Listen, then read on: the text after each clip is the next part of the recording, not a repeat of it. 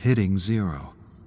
That's why she returns to the forest time and time again, to let go of her anxieties, to let go of her problems, to take in the scent of fresh pine and let go of her conscious self, to let go of everything and listen to her muse.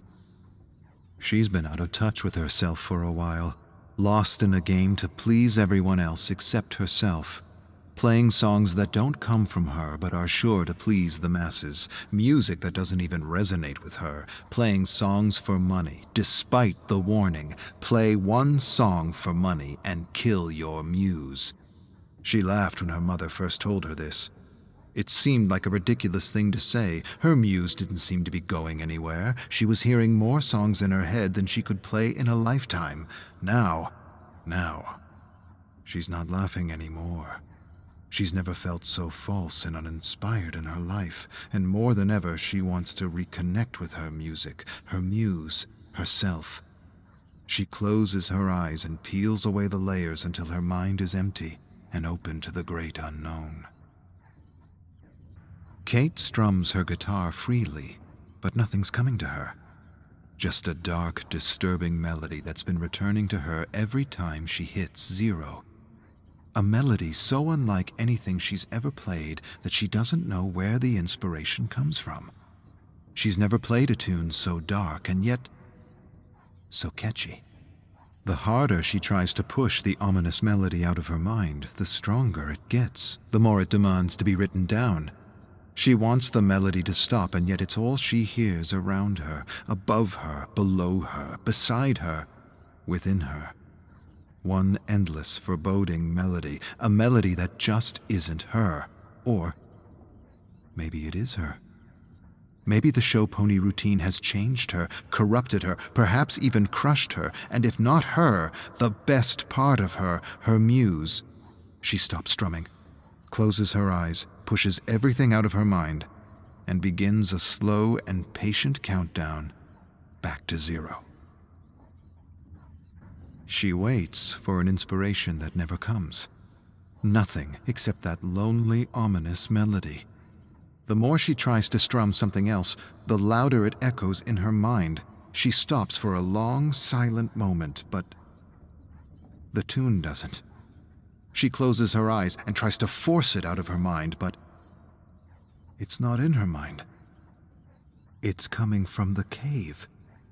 It can't be. She shakes her head. The tune fades as she returns to zero and tries one last time to connect with her muse, her real muse, regretting all the paid gigs that drove her further and further from who she really was. She closes her eyes and counts down. 5, she relaxes her toes. 4, she relaxes her legs. 3, she relaxes her torso. 2, her hands. 1, her lips, her nose, her face.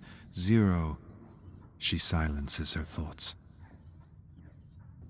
3 hours and still nothing but that foreboding melody. More than anything, she wishes she had taken some time to realign herself and make sure she was spending her life's energy on something real and true to who she was.